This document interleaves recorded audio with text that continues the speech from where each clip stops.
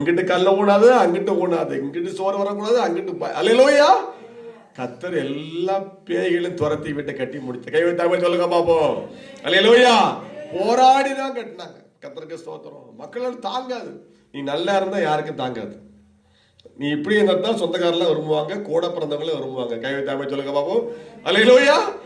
அதெல்லாம் கத்தர் ஸ்தோத்திரம். வாழ்ந்தாலும் இயேசு, தாழ்ந்தாலும் இயேசு. வையகம் இதுதான். அதனால நீங்க இயேசு ஆண்டவராக இயேசுவிடத்தில் உள்ள விசுவாசத்தை மட்டும் தயவு செய்ய விடாதீங்க. கடைசியாக வாசிக்கிறோம், எஸ்தர் புஸ்தகத்தை வாசிக்கிறோம். அல்லேலூயா.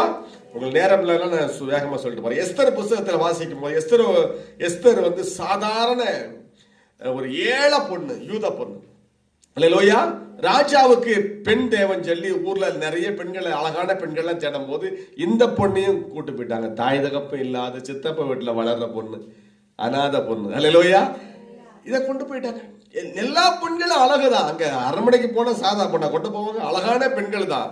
எஸ்தர் மட்டும் அழகுகள் கிடையாது. எல்லாருமே அழகான பெண்களை ராஜாவுக்கு மனைவியா கொண்டு போயிருக்காங்க.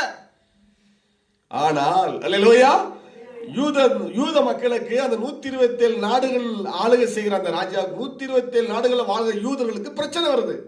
அத்தனை மக்களை கொல்ல வேண்டும் என்று அங்க ஆமான் என்பவர் திட்டம் போடுறார். அந்த நேரத்தில் இந்த பெண்ணு யூத பெண்ணாச்சு, தன் மக்களுக்காக ஜெபிக்கிறாங்க. ஐயா கவனிக்கீங்களா? எஸ்தர் என்ன பண்ணாங்க? 7 மலை என்ன பண்ணாங்க? எஸ்தர் தன் ஜனங்கள் சாகக்கூடாதுன்னு ஜெபிக்கிறாங்க. அல்லேலூயா. இவன் அரண்மனையில இருக்கிறாங்க, ராஜ அரண்மனை. இவங்க சாக போறது இல்ல.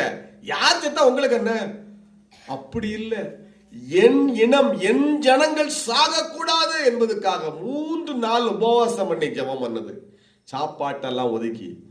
அல்லேலூயா.